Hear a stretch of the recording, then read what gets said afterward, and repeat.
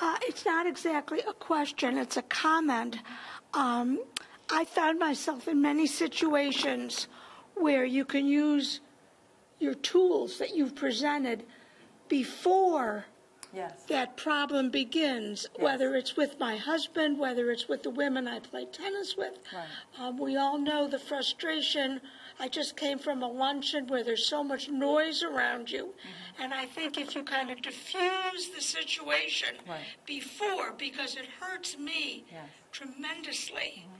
When, let's say, one example, I'm on the tennis court, and the wind is blowing and there's noise all around, and one of the women I play with is not the nicest in the world, and, you know, she goes, "Susan," you know, and she starts going on it because I'm disturbing other people. But I've learned to say, before I begin playing in this scenario, I inform people, you know I'm hearing impaired. Mm-hmm.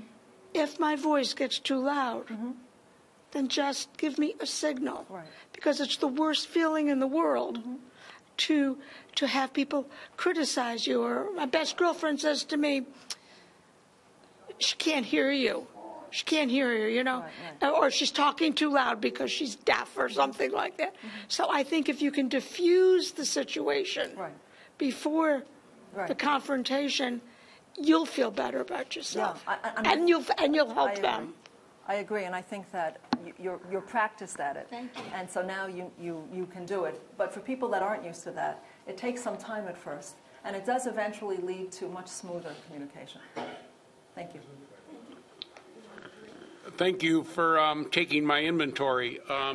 Typically, 40 years of marriage, I do some things wonderful and I do some things very bad, and it's good for you to point out those things to us so we can change. I mean, I just hope I have enough time.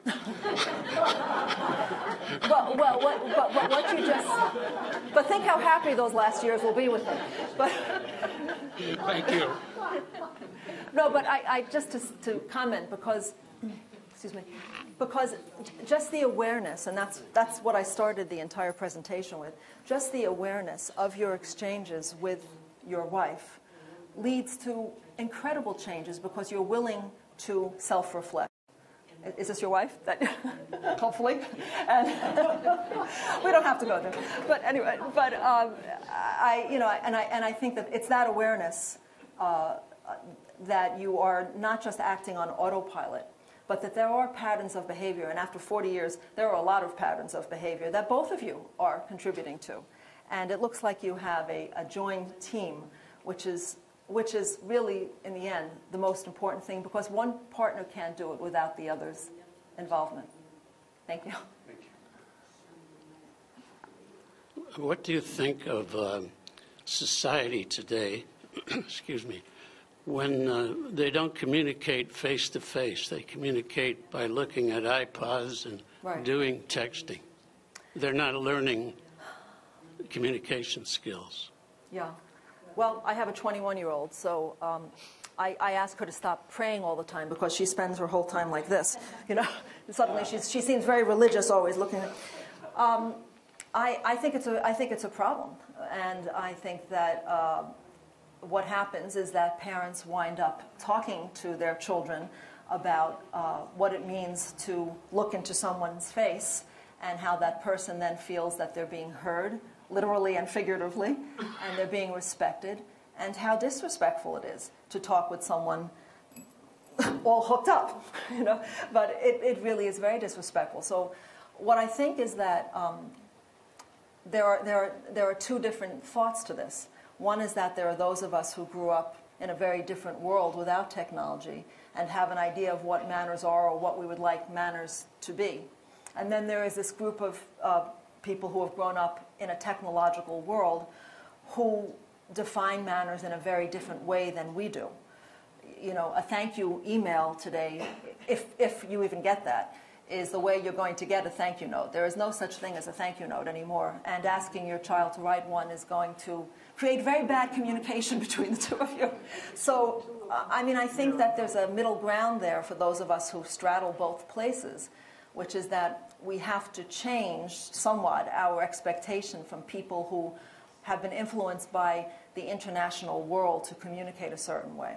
And yet, in the same way, I mean, I've tried to do this, convey the idea that there are still people at the end of our iPods and phones that expect and want to be treated in a respectful way. Yes? First of all, I want to say you did an absolutely marvelous presentation. And I also have to say kudos to the gentleman in the front row who, at his lovely young age, is willing, as a man, to make changes in his life and recognizing that we all need to do that. So kudos. Yeah. But my question is, I make every effort to do the tools, use the tools that you've talked about. But when you're in a situation where it's private or you want to be quiet, and what I find myself, say in a car, for instance, it's noisy. You have a lot of other outside noise. Yes. And if you end up speaking very loud to be heard, I find I yell, and I find yelling is not an intimate noise. It is not a very pleasant, loving way to communicate. And yet, to be heard, you need to up the decibel, and then you lose the kindness. Right, exactly. So what do you do?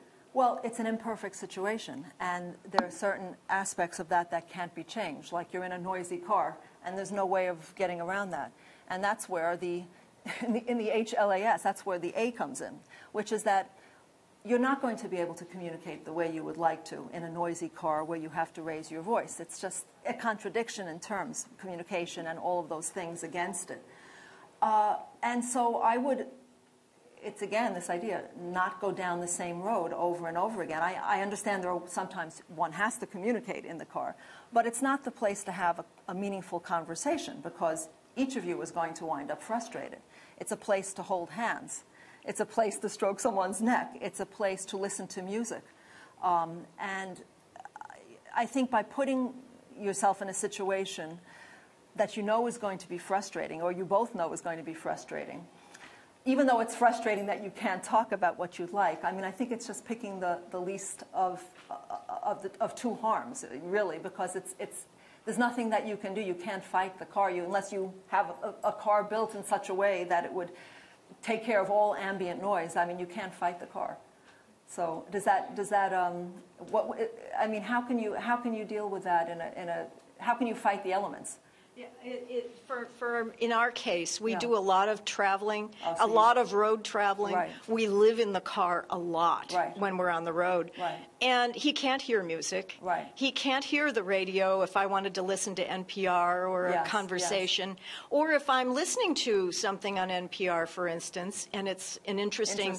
He goes and he starts talking, and I say, Right. Shh, wait a minute. And Right. then he gets mad because I'm listening to something. Right. And that. So anyway, it becomes kind of a vicious circle when we are in the car so much, and we Yes. do end up being in the car. So Right. there are repeated circumstances we just simply can't avoid. Yeah, I mean, but I don't think there's anything that physically can change in the actual, the car and the radio. I mean, the only thing that, and it's kind of like the scissor snipping thing I did to begin with, and it's not a humorous situation because you're frustrated in the car. Right. But there's the other approach is turn taking, and that means literally that if you are listening to the radio in the car and your husband is not able to hear it, but you are enjoying the program, the compromise situation is that perhaps you're listening to the radio for a half an hour and he simply can't hear it, and perhaps the other half hour you're connecting in a physical way or other ways. It doesn't have to be 100% of the time, but there have to be compromises that you make in a situation that's inherently flawed. Unless you can design a car that would accommodate the changes that you need, you can't. I don't see how you can fight that. Thanks. Sure. Yeah. I'm the hearing person in our situation, and my husband has the hearing problem. What would you suggest when we like to go to plays and movies and things that I can hear and he can't. And sometimes we feel like we're wasting money because he'll want to go to it, but then he'll realize he can hear it, but he can't understand it. And sometimes it gets to the point that he'll just say, we'll go out to dinner together, and maybe you can get somebody use my ticket, or you can go alone. And that's happened before. How do you handle something like that? Well, you know, there is there is a technology now in the theaters. I know the loop system, which I don't know if you go to places that actually has that. Do you do that? Do you go to Well, now we do. Yeah. Does that was such a big problem, and it's not all perfect. I mean, there are times we will be somewhere, and I can just about hear if they're not mic'd on stage or something. Right. And it still can be a problem. It's not perfect. Right. Well, I mean, my instinct with this is, because there are different situations, it's similar to what we were just talking about, is in venues and performance venues, I certainly would try to look for venues that have the loop system so that both of you are more on equal footing, because, you know, there's nothing more you can do about that. And then perhaps, you know, there's reconsidering what events you're going to. You know, doing a little legwork before. Are you in Sarasota? Do you live here? Yes. So we know pretty much what the 8 to 10 venues are. And I mean, I've instructed people when they've asked me this question to call up the Oslo Theater, you know, and ask about what does it have a hearing loop system? Discuss the issue of the acoustics, about the particular performance, whether it's a music performance or a play. I don't know if you go to music. I'm not sure. I think it was theater. But I would say that homework really is the answer. Call the theaters up, discuss what your issue is, find out how they're addressing it, and Ed probably has the answer about the loop system. I do want to say two things, especially for newcomers, but there are 95 locations in town that are looped, including 18 theaters. And if you're wondering which ones, go to our website and go to the advocacy page, and you'll find the listing. Also, there is another technology for the movies, and Joan stand up, but Joan runs our movie club. It meets once a month to go to the Hollywood 20 Theater. And if you are having trouble at the movies, the Sony Caption glasses, these are glasses that will fit over your prescription glasses, provide wonderful captions, and it has been a real joy to most of us. So encourage you to try those out. I just, that gentleman. To use a Star Wars or a Star Trek analogy, when I approach a situation with a partner, I know I'm at a disadvantage communicating, and I approach with all my shields up. Right. How do I not do that? How do you not approach a situation with your shields up? Well, do the shields work for you at all, ever? Or do you think that they work against you? All. I'm sorry? Define work. What I mean is that sometimes certain, when you say shield, there are shields that don't let things in, and there are shields that don't let things out. So I have to ask you what you're using your shield for. I do not let things in. Okay. So you're selective about what you let in because you don't want to let it in, or because you're not able to let it in? Because it will hurt. Okay. And yes. All right. yeah. Well, I don't know that those shields are so bad to have.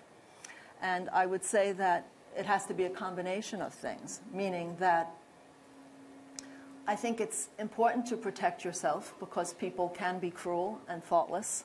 And if you find yourself in a situation where you need to protect yourself, then trust your instinct.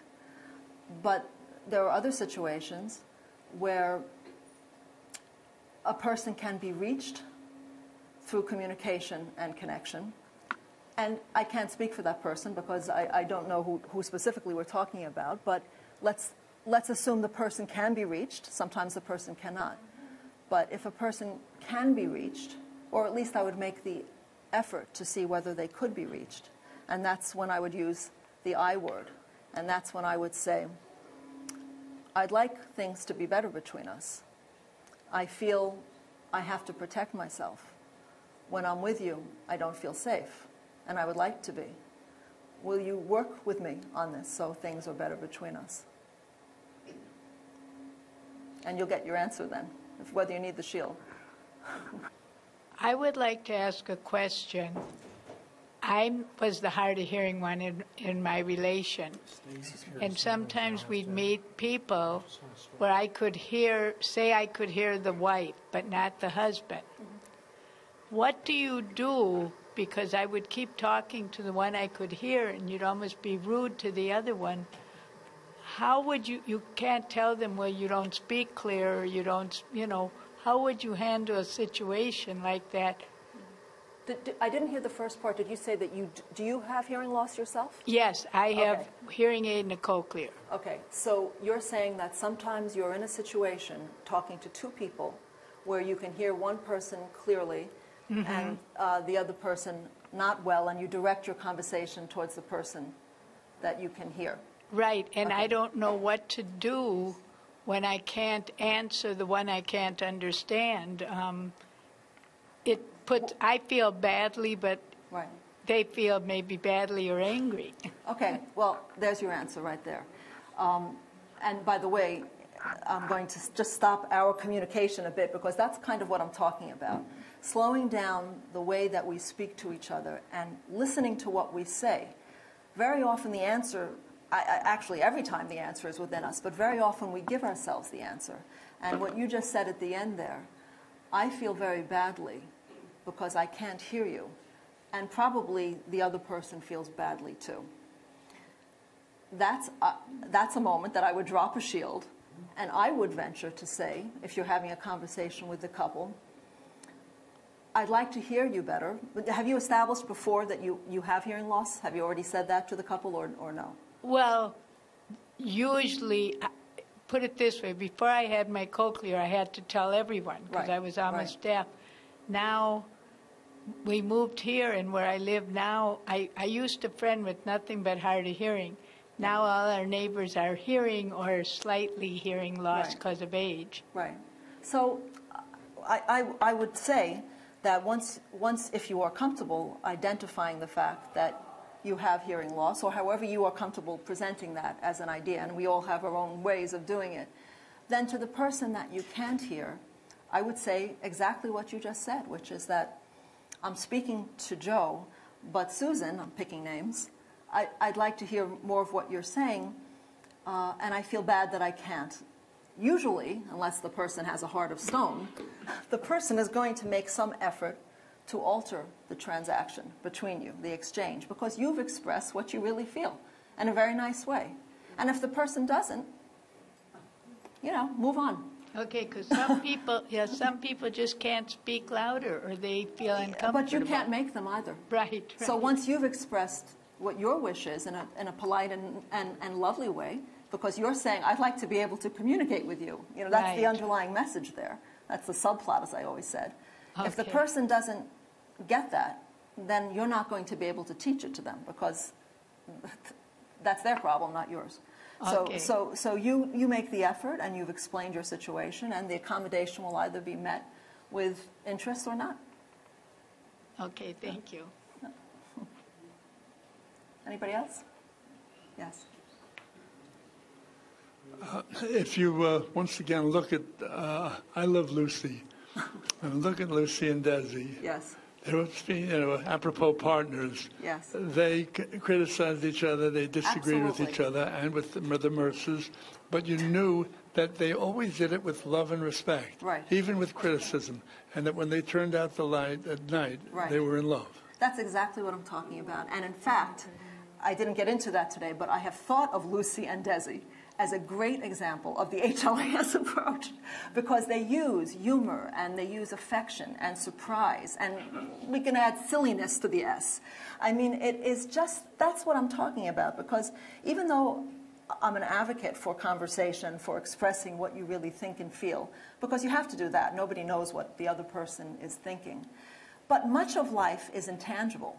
It's all of that stuff that is chemistry between you and another person. And it's done without words most of the time.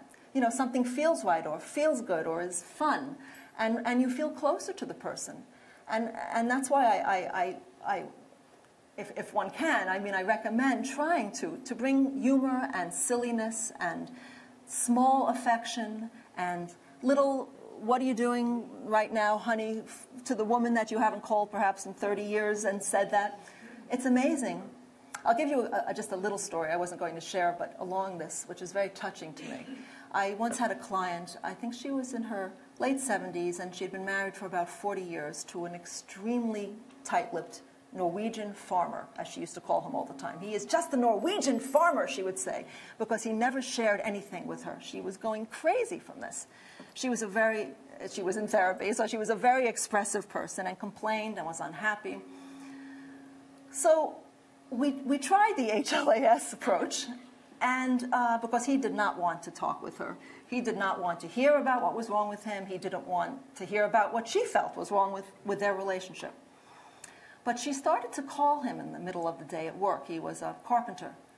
And she would just say, "Hi, honey." And he'd say, "What do you want?" I said, "Just, hi, honey." And she started holding his hand after not having held his hand for 30 years, just walking down the street. Well, within a short period of time, within 3 to 6 months of her doing these little things, she put little notes in his lunchbox. He thought she was crazy at first, and I don't even know if he liked it. But within 3 to 6 months, she came back to her house one day, and she was a great cook. I mean, that was her profession. She was a professional cook. And her old kitchen in her house that they had lived in forever was completely broken apart. All of the cabinets were on the floor. It's a complete mess. And she runs over to her husband, and she says, "What is going on here?" And he says, "I'm making you a new kitchen." And that's really the end of the story, because she loved her new kitchen. Had she spoken with him about all the problems in their life, she never would have had a new kitchen. She just held his hand and called him up in the middle of the day, and he started feeling loved. And he started feeling connected to her again. And then she had a new kitchen. So there you go. How do people like that become a couple? Excuse me? How do people like that become a couple? If you can answer that question, you'll have a top seller on your hands here. My question is, most people who are hard of hearing don't like to use the phone any more than they have to. Right.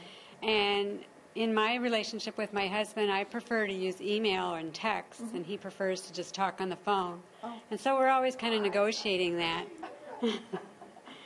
So, I mean, is there something... So you always like to communicate through the computer? Right. Meaning, and does he look at his phone and get the messages, or is it a computer? Yeah, he does. He looks Okay. at him on his smartphone, but then he picks up the phone, he calls me, and so I would prefer that he would just email me back, but he And doesn't he doesn't like that part.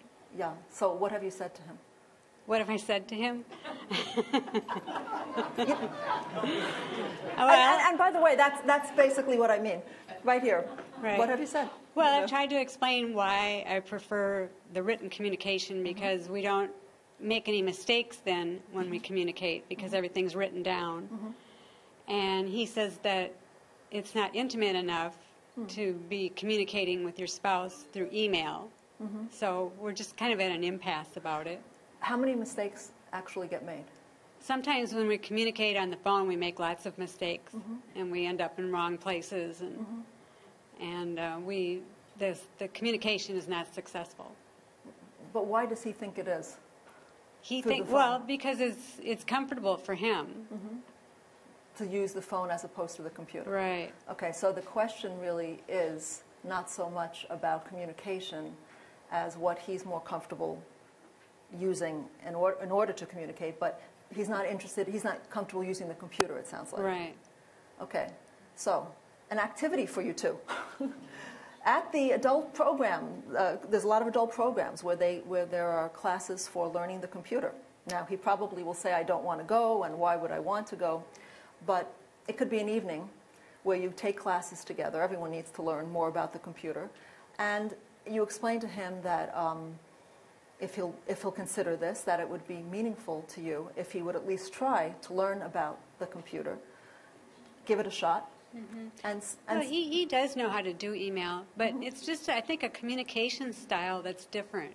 He finds it more intimate to talk to each other over the phone, and I can find intimacy in an email. Right, but he can't. But the thing that I'm confused about is that if you, in an ideal world, I understand speaking with you would be more intimate. But if you're saying that when he calls you, it's frustrating, why is he thinking that's intimate? I don't know.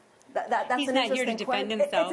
It's an interesting question. I don't have the answer for it. Yeah. But it's interesting that and maybe that's a conversation to have with him. Why is the resulting frustration, which it sounds like it is on your part, from the conversation, something, or not even asking a why question, just that you would like the communication between you to be without as much stress as it sounds like it is when you do that.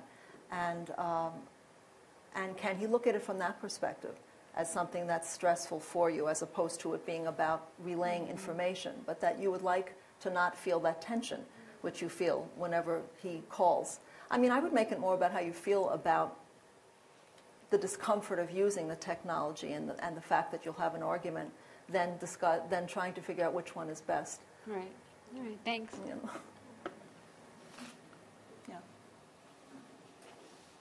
I had a comment, really, for the lady over there in the blue, and she commented that she liked to listen to NPR, and her husband is not able to hear it, so they both get frustrated. She wants to hear it, and he cannot hear it. And I would say to you, I'm a hearing impaired person. I think your partner probably feels left out while you're listening to NPR. That was the comment I had for you. And then there's a couple here. They used to go to musicals and theatre quite a bit until he lost his hearing. And really, the husband with the hearing problem, he could do quite a lot of research for himself ahead of time. He could say they were going to see the Phantom of the Opera. He could download the lyrics and the words ahead of time before he goes to the show, and then he would get much more out of it if he knew what was happening before he went there. Thank you.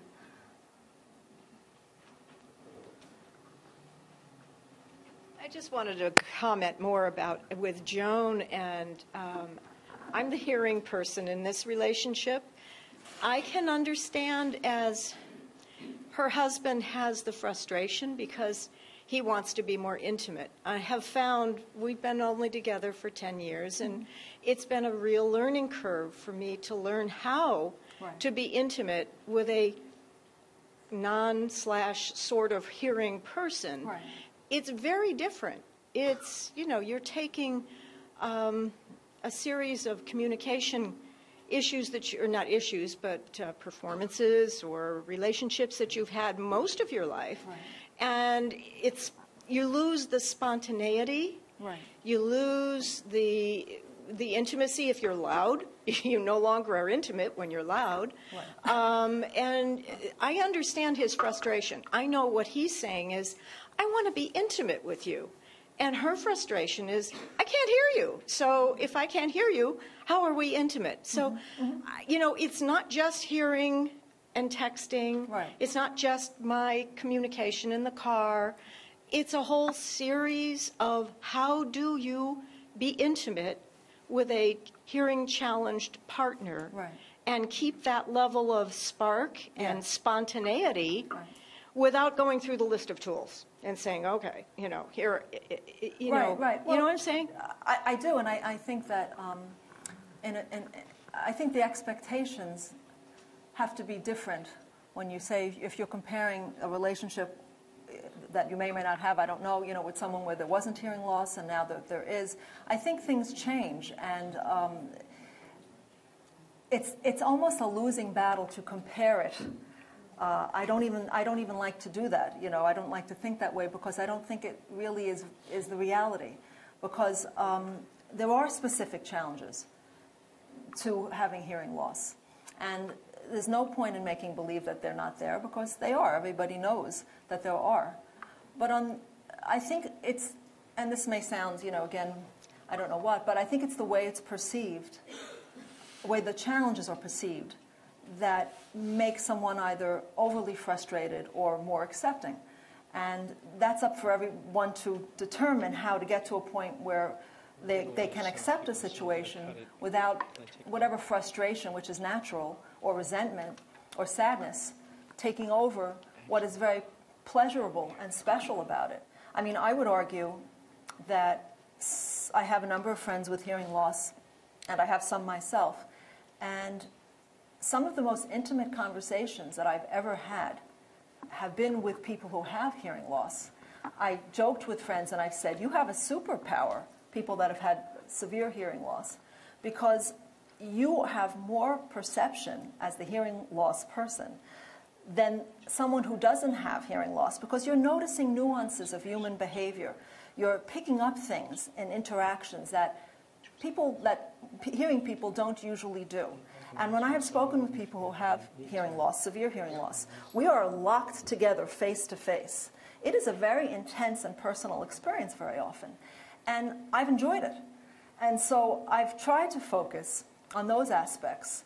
No, I mean, I think that driving in a car that has ambient noise and the radio is on, and, I think that's very challenging. Frankly, I find it challenging, and I don't have severe hearing loss. I don't like having conversations when the radio is on and the wind is blowing and my car is making a noise. But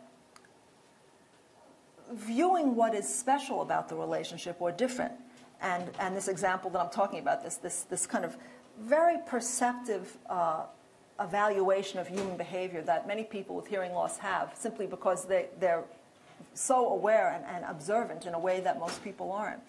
I think that can bring a tremendous intimacy. I mean, how many times do you really look face to face with someone and have a conversation where you're really connecting? Because most people, like someone mentioned earlier with technology, most people are flashing through their phones. I mean, look around. People are in restaurants, they're going through their smartphones.